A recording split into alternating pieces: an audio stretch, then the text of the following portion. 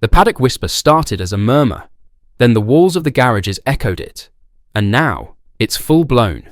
Christian Horner has dropped a massive bombshell on Red Bull Racing, and not just his former team, but one of the sport's rising powerhouses, Aston Martin F1.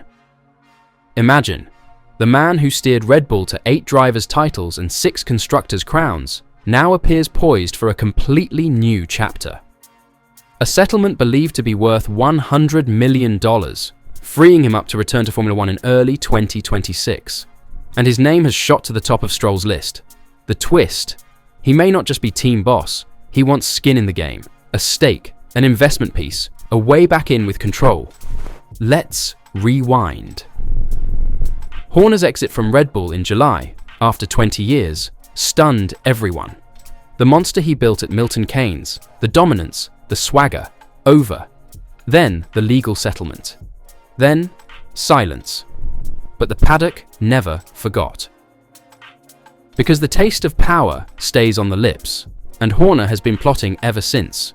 Reports say he contacted teams like Haas F1 team, Scuderia Ferrari, and even considered buying a stake in Alpine F1 team.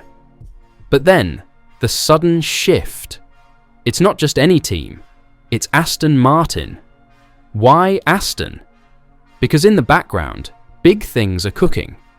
Owner Lawrence Stroll has invested heavily, a brand new factory at Silverstone, the hype around a new engine partnership with Honda for 2026, and perhaps most importantly, the arrival of design legend Adrian Newey as technical director. Newey, casually responsible for 25 F1 titles across his career. And now right beside him the question, who runs the team?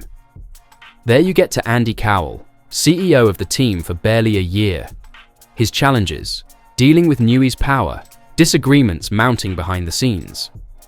Reports say Cowell fell out with Newey. The board decided something had to give. So the rumor mills in Las Vegas lit up. Cowell out, Horner in. But before you pop the champagne, it's not official. Aston Martin told press, the team will not be engaging in rumor or speculation.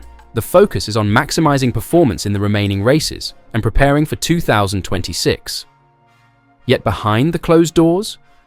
Chances high Cowell moves into the power unit side, while the leadership role opens, and Horner is reportedly eyeing more than just the seat. He does not intend to return to F1 in a traditional team boss role only. It is likely he will return with financial clout behind him as part of an investment deal. Now add one more layer, Horner's history with Newey. While past rumors claimed Newey left Red Bull because of a rift with Horner, sources tell us neither would have a problem working with each other again. So the obstacle? Maybe not Julian at all. Instead, the bigger shift, Horner coming in with a new identity, not just as boss, but as part owner, player. Pause. Think about it. You, the viewer, you know Horner's legacy, the relentless hunger, the culture of winning. You know Newey's genius, the aerodynamic wizard whose sketches become machines that dominate. Now imagine them reunited, but under a new flag, green rather than blue and yellow. But there's the crack. Horner and Max Verstappen's father, Jos, had a famously frosty relationship. That, some say, could be a wrinkle. Yet Horner and Max himself? Believed to have maintained a good relationship. So, paint the scenario. Horner arrives at Aston Martin, Newey designing the car, Horner in charge, and, whispers say, maybe one day Verstappen in green. The chessboard is shifting. For Horner, the past is part of his baggage. The settlement, the departure from Red Bull, the allegations, the investigations. But for many in paddock, the man remains a master strategist. And for Aston Martin, time is not on their side. Their 2025 season has been disappointing. 7th in the championship with just 2 rounds remaining. For an outfit with that factory and that ambition, nearly unacceptable. So this is not just a change of personnel. It's an identity shift, a new leader, a new culture, a team that says, we're not just chasing the front, we're building the front. And Horner's role? Less coach, more architect of the new era. Here's where the drama blows up. Horner's old team is still out there. Red Bull is still dominant.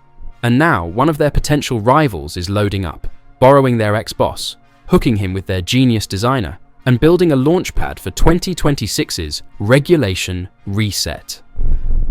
Which begs the question, what's Red Bull's next move? Will they watch their old guy build a rival? Will Newey's talent be unleashed elsewhere? And what about Cowell? Will he be wheat rather than chaff, shifted to the powertrain side while a bigger name moves in? The power dynamics inside Aston Martin are shifting under the radar, and the implications ripple across the sport. Because what Christian Horner is doing right now is more than a comeback. It's a quiet revolution, and everyone, from Red Bull to Ferrari, is watching it unfold. Let's zoom in on what's really happening inside Aston Martin. For all the public silence, there's chaos behind the scenes. The team brought in Andy Cowell with high hopes. Remember, this is the guy who led Mercedes' engine dominance through the turbo hybrid era. But he lasted less than a year before the walls started shaking. And it wasn't technical failure that doomed him. It was ego, control, power. Specifically, a power struggle with none other than Adrian Newey. Sources describe various disagreements between Cowell and Newey. And when push came to shove, who do you think Lawrence Stroll backed? The guy building the future car for the Honda era, or the one trying to run the show on paper? Let's be clear, Adrian Newey is not just another hire. He's Aston's crown jewel, their most expensive signing. And crucially, he owns a piece of the team. So when Cowell's influence started clashing with Newey's vision, there was only one direction things could go. According to ESPN, Cowell is likely being moved to lead Aston's power unit program. Sounds like a soft landing, but let's not sugarcoat it. That's a demotion. And in F1, demotions always come with fallout. So into this vacuum steps Horner. And make no mistake, this isn't Horner stepping into someone else's shadow. He's bringing money. He's bringing connections. He wants in as more than a manager. As one source put it, he's not returning to F1 unless it's with financial clout behind him. That's the big twist. Because if Horner does join Aston Martin as a team boss with equity, that changes everything. He's no longer working for a team. He's becoming the team. And you know who that could scare the most? Red Bull. This would be poetic, wouldn't it? The man Red Bull forced out, now building a rival team with his old designer in a facility across the road from the Silverstone track right before the 2026 regulation overhaul. For years, Red Bull dominated with Horner and Newey at the helm, but now they're split and may just rejoin forces, not in Milton Keynes, but in green. Now here's where it gets even messier. Lawrence Stroll doesn't just want to build a title-contending car, he wants a title-contending driver, and the rumors keep swirling about Max Verstappen. According to multiple reports, Stroll would love to bring Max over when Aston Martin hits its peak. And who's the one man who's always had Verstappen's back inside the paddock? Christian Horner. But there's baggage. Jos Verstappen, Max's father, has had a famously icy relationship with Horner. They clashed repeatedly, especially during the controversial early years of Max's F1 rise. But the key? Max and Horner are still said to have a good relationship. And if Horner builds Aston Martin into a title threat with Newey by his side, Max might just listen. So, here we are. The ingredients are all on the table. A falling CEO, a rising designer with partial ownership, a team owner with massive ambition, a potential driver swap, and a returning mastermind, freshly paid off from his old life, ready to rewrite his legacy. Is this the beginning of a new super team? Could Aston Martin, once the midfield underdog, become the new Red Bull? Could Horner, exiled in disgrace, emerge as the most powerful man in the paddock again, only this time on his terms? And what happens if it all goes wrong? What if the ghosts of Red Bull follow him? What if the same conflicts resurface under a new badge? Newey and Horner may smile in public, but the past never fully vanishes in Formula One. For now, all we can do is watch and wait. Because the boardrooms are buzzing, the paddock is tense, and the future of Aston Martin, and maybe even the future of Formula One, might be riding on this one decision. What do you think? Will Horner finally get his redemption arc? Or are we watching the start of a power grab that'll implode before the lights even go out in 2026?